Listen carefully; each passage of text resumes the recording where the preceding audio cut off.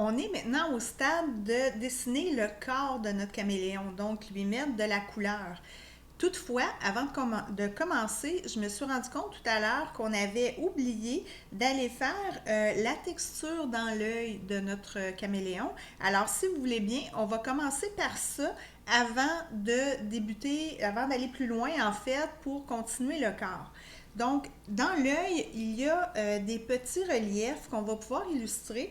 Je vais prendre mon crayon ici qui est le 390 et puis je vais aller faire des tout petits picots, des tout petits ronds dans l'œil pour créer vraiment la texture qui est dans l'œil du caméléon.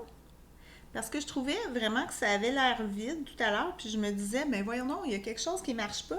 Et effectivement, c'est qu'on avait oublié d'aller créer cette texture-là.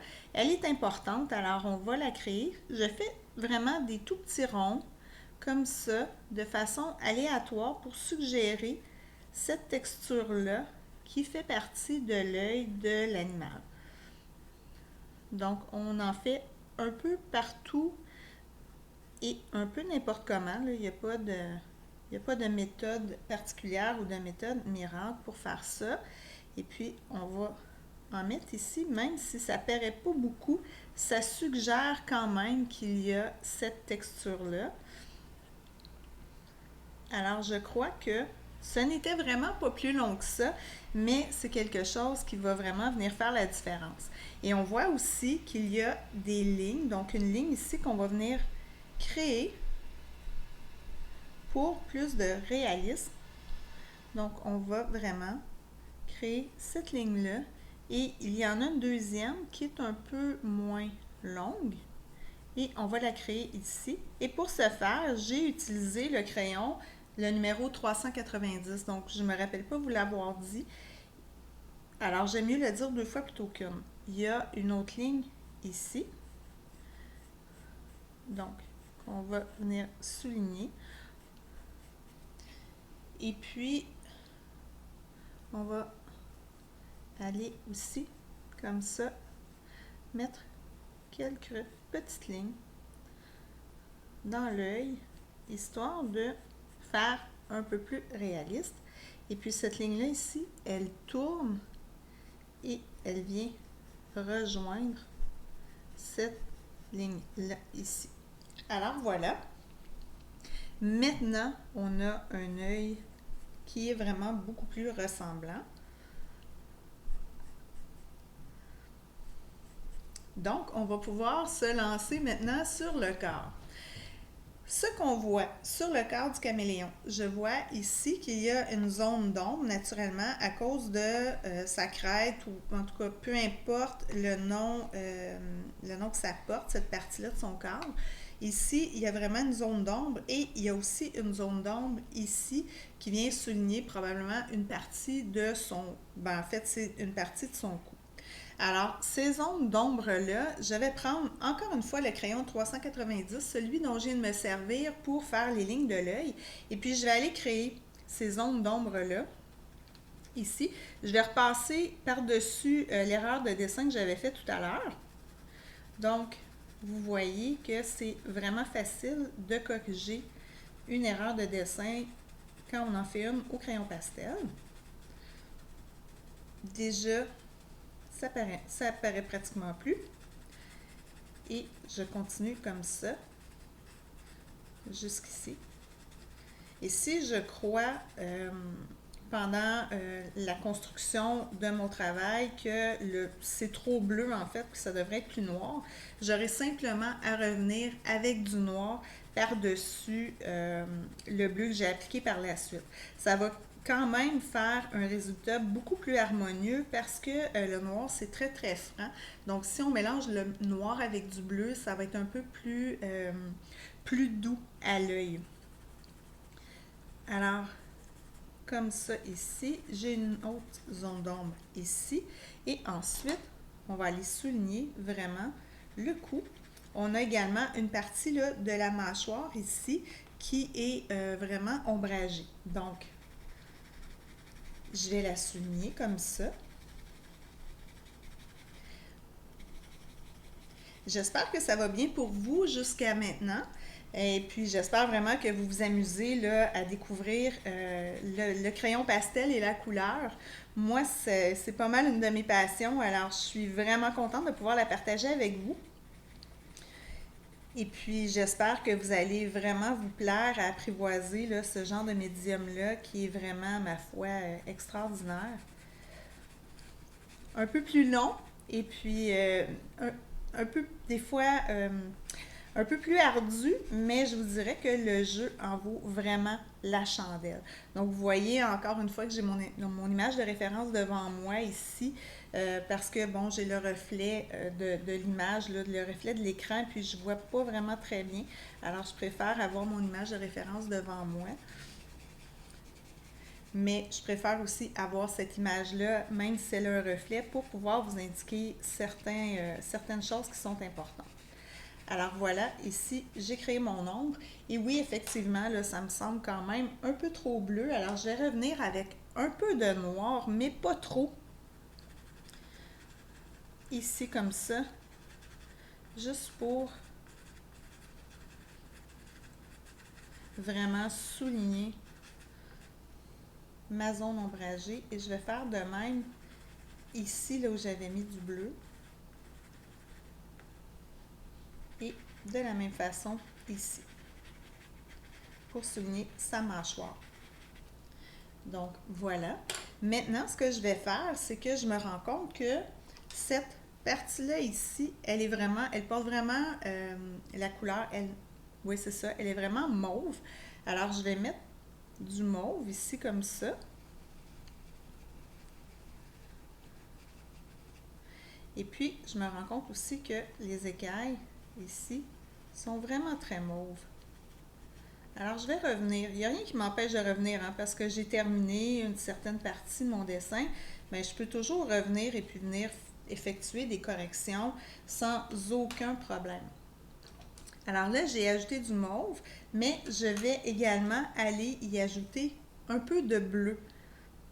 Donc, voilà, ici, je me rends compte que c'est plus bleu. Et souvent, c'est au fur et à mesure de la construction du dessin qu'on va se rendre compte que, oups, on n'en a pas mis assez, on n'a pas mis assez d'une couleur, on en a mis trop, on aurait dû mettre une autre couleur. Alors, c'est pas grave, on revient tout simplement et puis on se donne droit à l'erreur. Puis, à la limite, si on aime ça, même si on a changé un peu la couleur du dessin et puis que c'est pas tout à fait exact, ben il n'y a vraiment aucun problème. À partir du moment où ça nous plaît et qu'on laisse aller notre créativité, ben tout va bien.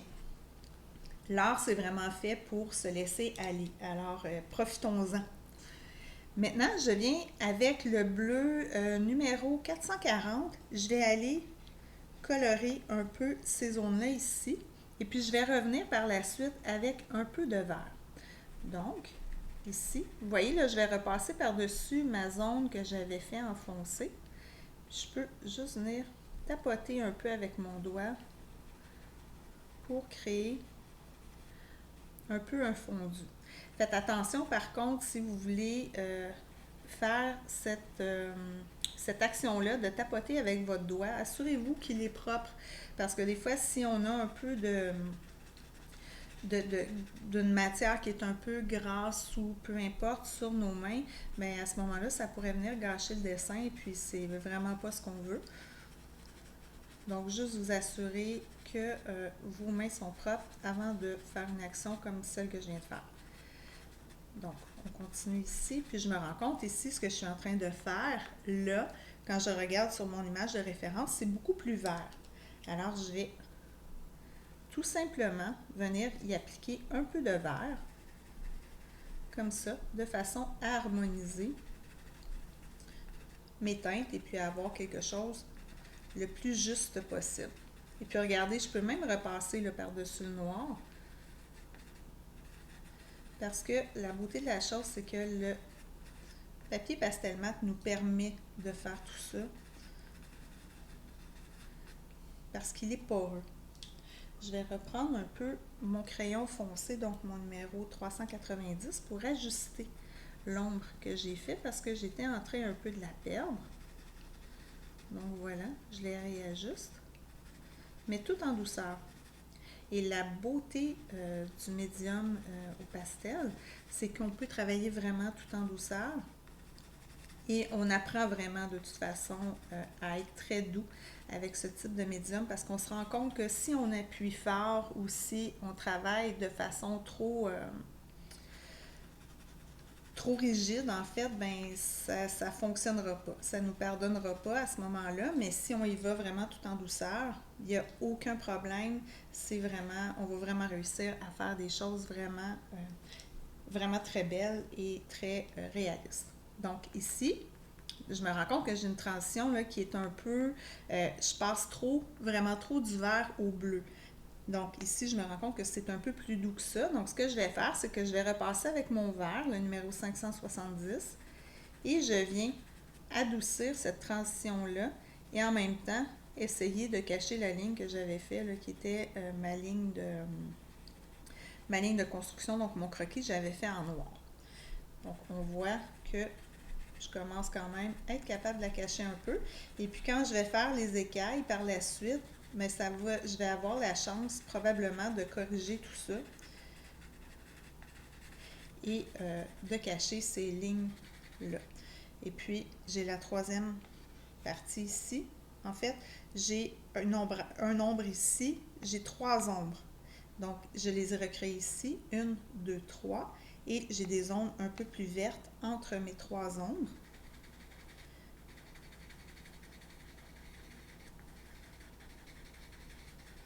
Donc, je vais repasser comme ça. Puis si je suis allée trop loin avec mon ombre, ben c'est vraiment pas grave parce que je peux toujours repasser par-dessus. Puis, je vais essayer encore de cacher ma ligne contour. Je pense que ma ligne de référence, je pense que vous comprenez maintenant pour quelle raison je vous disais, ben, idéalement, il faudrait travailler, faire nos lignes, transférer notre croquis en fait en blanc plutôt qu'en gris foncé parce que on est souvent pris à ce moment-là avec nos lignes contours et puis c'est ce qu'on veut pas. Donc, voilà, ici, je reviens avec du vert.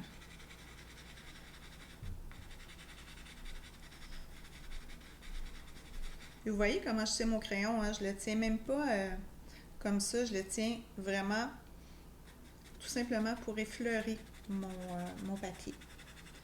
Donc, on travaille vraiment tout en douceur. Alors, ici, donc dans le haut, je peux travailler un peu plus en bleu, mais par contre, je vais devoir venir créer des nuances parce que ce n'est pas vraiment tout bleu ou tout vert.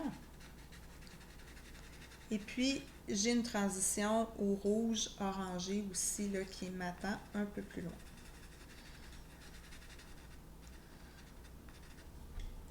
On a aussi les petites épines, ou je ne sais pas comment on peut appeler.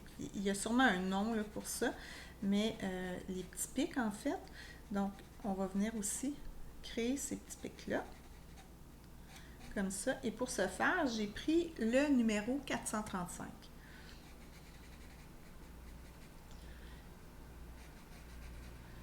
Alors, j'en fais quelques-unes pour l'instant. Donc, on va y aller étape par étape. Je pourrais revenir par-dessus mon bleu avec un peu de vert pour créer vraiment une nuance. Parce que quand je regarde sur mon image de référence, c'est vraiment un genre de turquoise. Donc, on va essayer de mélanger des couleurs pour arriver à cette couleur-là qui va ressembler à un turquoise. Et puis, on va revenir avec du blanc pour créer vraiment l'effet là, de picot de petites écailles. Alors, jusqu'à maintenant, ça va quand même très bien. Donc, je pourrais revenir avec un bleu un peu différent pour adoucir ma transition.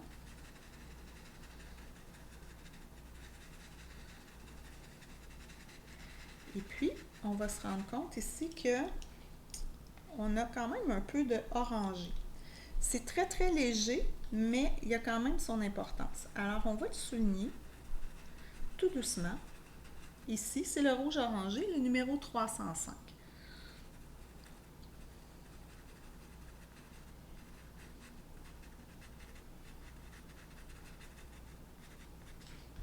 Et on a aussi une ligne foncée qui vient rejoindre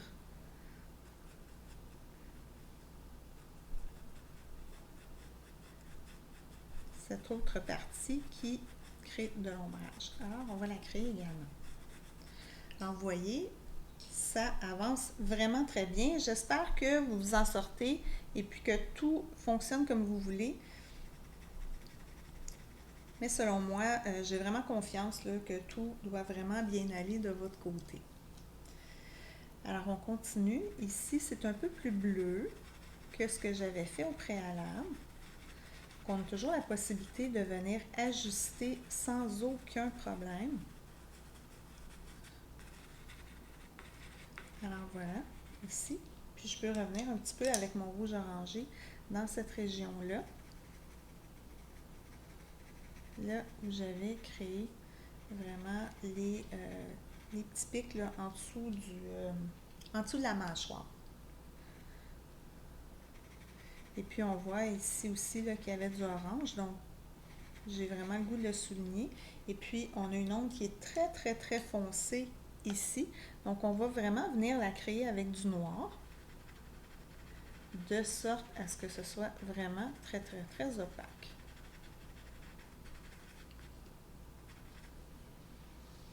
Et puis on continue un peu comme ça ici.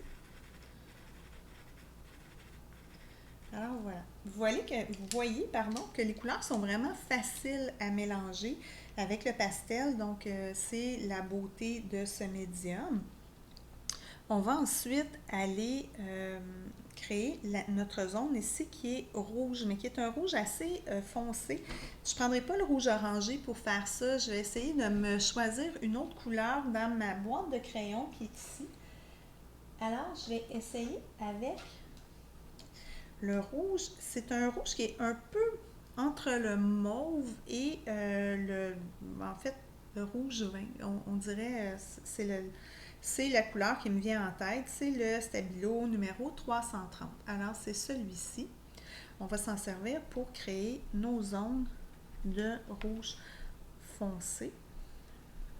Puis, à certains endroits, il ne sera pas assez éclatant parce qu'il est un peu trop mauvacé. Alors, on va revenir avec du jaune orangé, pas du jaune orangé, pardon, du rouge orangé par-dessus pour lui donner juste un petit peu de punch. Naturellement, vous avez compris aussi qu'ensuite, après avoir appliqué toutes nos nuances sur notre dessin, on va venir créer aussi la texture, donc les petits ronds qui forment en fait les écailles de notre caméléon. Alors, j'y vais comme suit et encore une fois, vous voyez que je prends soin de cacher mes lignes de construction, mes lignes contours. Ce ne sont pas nécessairement des lignes de construction parce que je les avais travaillées avant, quand j'avais fait mon croquis, mais en fait, c'est nos lignes transfert. Appelons-les de cette façon-là, on va mieux se comprendre. Alors, j'y vais de façon à recréer le motif qui est sur le corps d'un caméléon ici. Et puis, c'est pas grave là, s'il y a des petites ongles qui sont un peu plus bleues ou vertes. Je vais revenir ensuite avec mes crayons pour aller ajuster tout ça. Je pense que depuis qu'on a fait la tête, là, vous avez sans doute compris qu'on a vraiment la possibilité de revenir et de faire des couches vraiment superposées avec le papier pastel mat. Donc, ça nous aide beaucoup à corriger. Puis, vous vous êtes rendu compte aussi, sans aucun doute, que j'ai pas utilisé mon efface depuis le début. Et puis, si tout va bien, j'en aurai possiblement pas besoin de tout le projet. Alors, voilà. Ensuite, comme je vous l'avais dit, je vais revenir un peu avec mon rouge orangé, le numéro 305 toujours. Et puis, je vais venir souligner ce qui est un peu plus clair ici, dans le haut, sur le haut de son corps. Et puis, j'ai des petites zones un peu plus claires ici. Et j'en ai un petit peu plus bas aussi. Et puis, je vais pouvoir aussi venir appliquer du bleu dans cette région-là.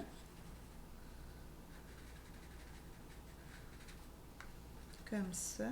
Je peux en mettre aussi ici. Comme ça. Et on continue de façon à créer encore les nuances, tout en douceur sur le corps de notre animal. En fait, c'est de notre reptile, c'est pas nécessairement un animal, mais voilà. Et puis là, je peux revenir avec du blanc, mon blanc qui est ici devant moi. Alors, comme je vous disais, hein, je me ramasse encore avec une poignée de crayons dans les mains. C'est une manie que j'ai prise, mais bon, ceci, il y a des choses pires que ça dans la vie. Et puis là, c'est vraiment très blanc. Alors, je vais venir par la suite probablement repasser avec mon bleu un tout petit peu plus clair, qui est celui-ci, le numéro 435.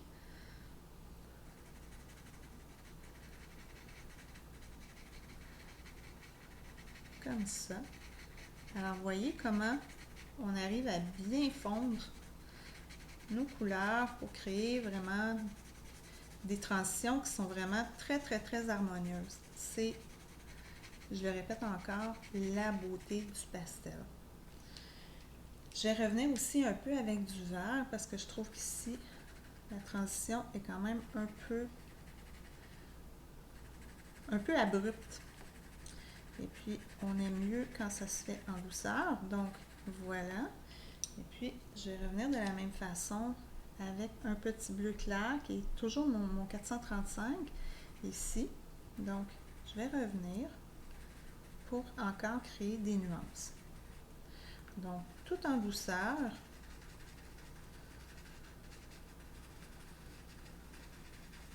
On va réussir à se créer vraiment des belles ombres et de belles lumières.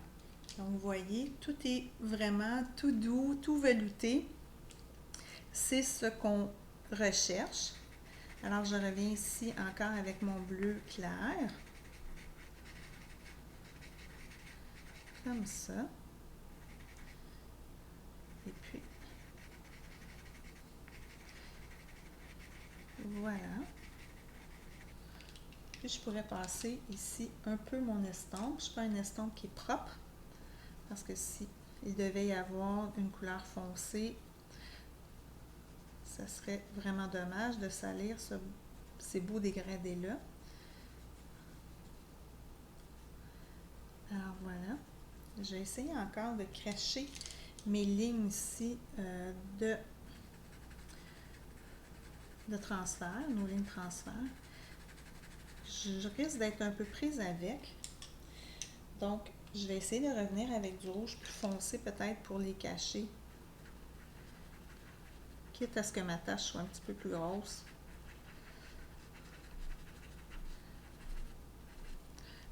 Parce qu'on est mieux pas se ramasser avec naturellement des lignes de transfert, c'est pas super joli.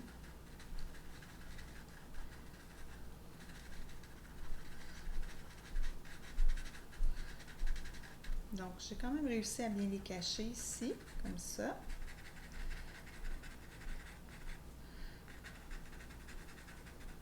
Là, je travaille avec mon bleu, le 450. Et vous voyez toujours que c'est très aléatoire comme travail. Donc, j'y vais un peu comme je le sens. Et comme me l'indique en fait mon image de référence, je reproduis du mieux possible ce que je vois. Maintenant, on va venir travailler cette zone-là ici et je vais également là, créer la zone ici qui est un peu encore rouge assez foncé. Pour laquelle ici je vais revenir avec du orangé parce que ce n'est pas que du rouge foncé, il y a vraiment du rouge orangé. Et vous voyez toujours que j'effleure le papier et que je n'appuie vraiment pas. On est toujours mieux de repasser une deuxième couche que d'appuyer trop fort et ensuite d'être pris avec soit un papier qui est endommagé ou une erreur de dessin qu'on n'est pas capable de corriger. Alors voilà, je continue comme ça ici. Et puis, je vois qu'à certains petits endroits, il y a du bleu, donc je vais venir l'indiquer ici. Et je me rends compte ici que c'est un peu plus pâle, mais ça, c'est pas grave. Je vais repasser avec d'autres couleurs par-dessus pour venir atténuer, adoucir la tonalité de la valeur, en fait, de ma couleur pour venir la mettre un petit peu plus pâle et puis être capable là, de fondre les couleurs entre elles. Alors, jusqu'à maintenant, j'espère que tout va bien pour vous. C'est quand même relativement simple. On y va de façon vraiment très aléatoire. Et comme je vous disais, on essaie vraiment de reproduire ce que l'on voit. Et puis, on habitue notre œil à devenir vraiment très aiguisé. On développe beaucoup notre sens de l'observation en faisant du dessin en couleur. Vous allez voir, là, au fil du temps, vous allez devenir vraiment bon à voir vraiment tous les petits détails. Ça devient presque une seconde nature. Donc, ici, on voit qu'il y a du bleu.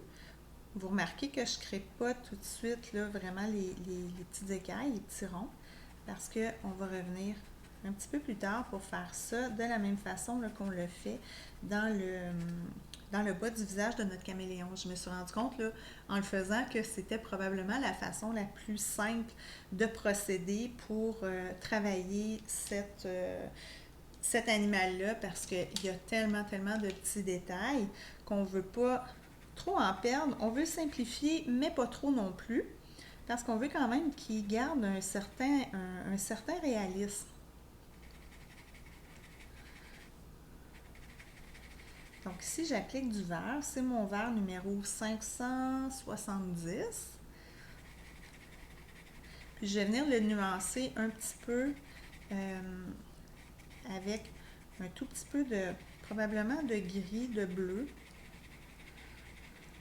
en cours de route. Donc je travaille comme ça, très légèrement encore.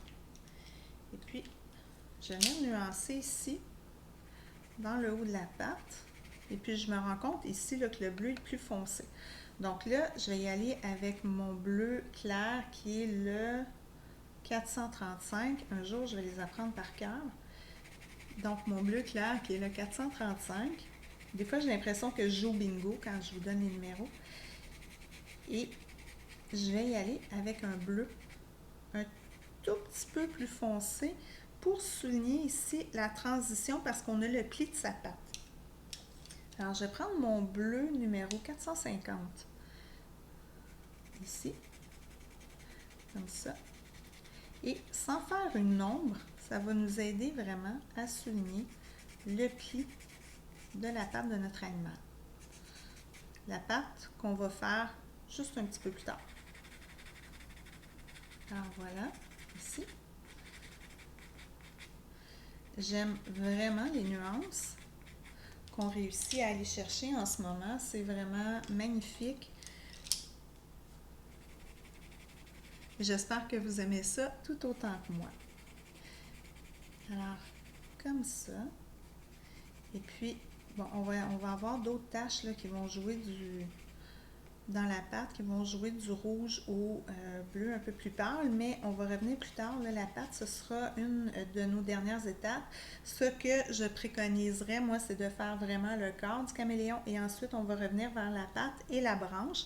Et puis, on décidera naturellement, là, à la toute fin, si on décide de faire un fond ou si on le laisse comme ça. Quand on a un animal ou un sujet qui est très coloré, sur lequel il y a énormément de détails, je vous dirais que c'est préférable de ne pas trop de ne pas trop élaborer le fond du dessin parce qu'à ce moment-là, nos yeux ne savent plus où regarder parce qu'il y a tellement de choses à voir qu'on perd l'intérêt du sujet. Alors, si on veut vraiment que l'intérêt de l'œil soit sur un sujet en particulier, on essaie de mettre l'emphase là-dessus. Donc, moi, ce que je vous dirais aujourd'hui pour notre caméléon, je garderai un fond très, très neutre pour que les yeux soient attirés sur les détails et les coloris de notre reptile. Alors ça, c'est un petit détail des fois à ne pas oublier. Parce que s'il y a trop de choses à regarder, ça devient cacophonique pour l'œil. C'est comme quand il y a trop de bruit dans une foule. C'est un peu le même principe. Alors là, je travaille avec le gris, le 110, donc le petit gris froid, ici.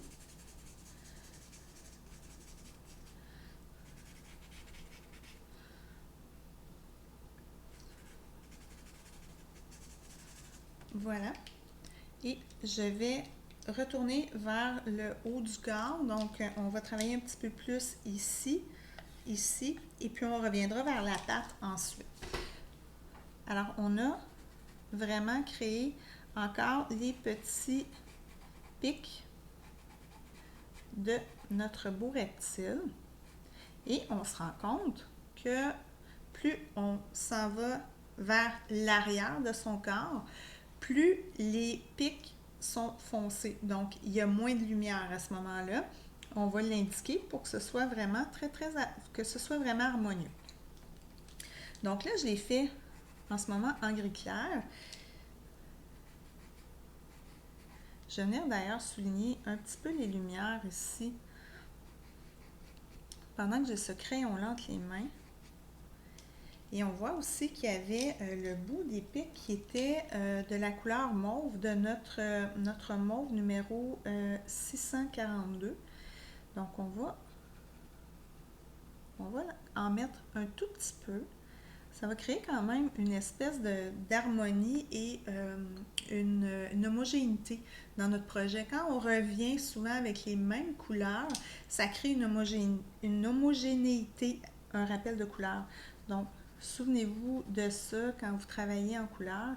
C'est toujours intéressant de faire un rappel de certaines couleurs dans nos œuvres. Ensuite, je vois que cette partie-là est verte quand même claire, mais on a aussi du bleu. Donc, je vais faire un peu le même mélange que tantôt avec mon vert et mes bleus. Donc, je vais utiliser là, probablement ces trois couleurs-là qui sont le 450, le 570 et le 440. Je vais commencer avec mon 440 ici. Puis, je vais revenir avec du vert par-dessus. Puis peut-être avec un peu de blanc aussi par la suite pour créer de la lumière.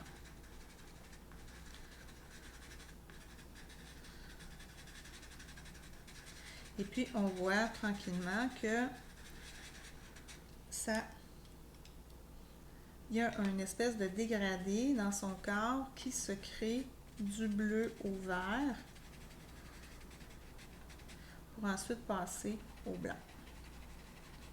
Ici. Donc, on est un peu dans le bleu aqua. On descend vers le vert et ensuite, on a quand même une espèce de motif qui est blanc et bleu. Donc, on va recréer ça et on va vraiment faire de notre mieux pour avoir des transitions qui sont harmonieuses. Donc, on voit que la transition d'une couleur à l'autre, ça ne se fait pas tout d'un coup. Donc, ça ne coupe pas carré. C'est pour cette raison-là qu'on va fondre les couleurs entre elles. On va passer par-dessus une couleur et on va mêler les couleurs en les passant les unes par-dessus les autres, de sorte à créer vraiment des transitions et des dégradés de couleurs qui sont agréables à l'œil. Parce que quand ça coupe trop abruptement, ben c'est pas nécessairement très naturel. Et puis, c'est pas très agréable à l'œil. Donc, si on veut quelque chose qui est réaliste, on essaie de faire vraiment attention à ça. Nos dégradés, c'est quelque chose qu'il faut pratiquer. Et puis, arrive un temps où on a vraiment une belle maîtrise. Il faut juste se donner du temps et la chance de pratiquer tout ça. Et puis, on voit que le haut de son corps est un peu plus clair que ici. Donc, c'est un peu plus clair. Je vais prendre mon petit gris clair que j'avais en main tout à l'heure, le numéro 110. Petit gris clair froid. Et puis, je vais repasser par-dessus. On pourrait faire la même chose avec du blanc. Ça serait tout à fait indiqué aussi.